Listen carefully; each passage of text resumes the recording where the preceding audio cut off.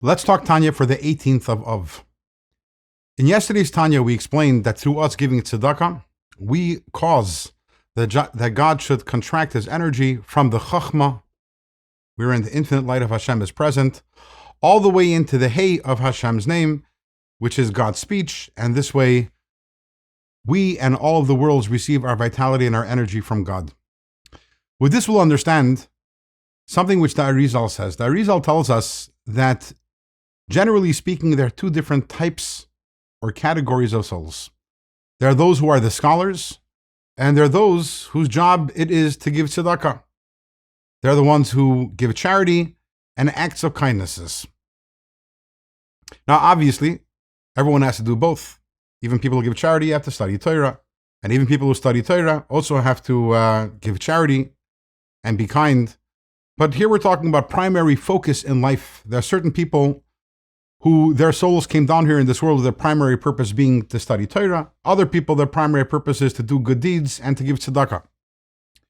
Now, as it turns out, actually, it's not that we have two different types of people doing two different things, but actually they work in tandem. They create a team.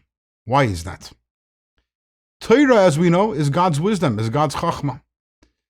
So you have on one side, you have the scholars, they're busy studying Torah. They're toiling and trying to understand the Torah, and by doing that, they're accessing God's chachma, and so to say, dislodging it from its place. But they're dislodging it from its place, and they are bringing down a flow of chachma, but that flow is not going to make it all the way down here into this world. That is a contraction which is too difficult for them to do on their own.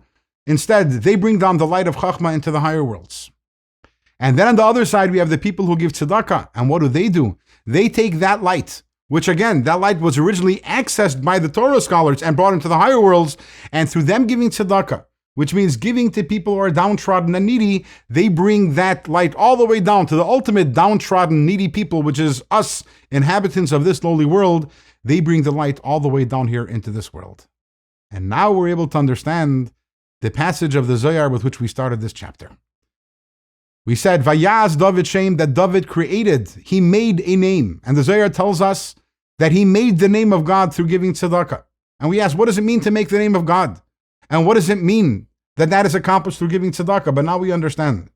For God's name to be complete, we need to have all four letters, the Yud, the Hey, the Vav, and the Hey, which means we need to have the light of Chachma coming down all the way and extending all the way into Malchus, all the way into the final Hey, which means then that our world is the beneficiary of that light.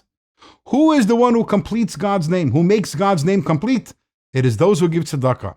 Because by giving tzedakah, we complete the contraction and bring the light of God all the way from the Yud, from the Chachma, all the way into the Hey, and it filters down all the way over here into our world and to our reality.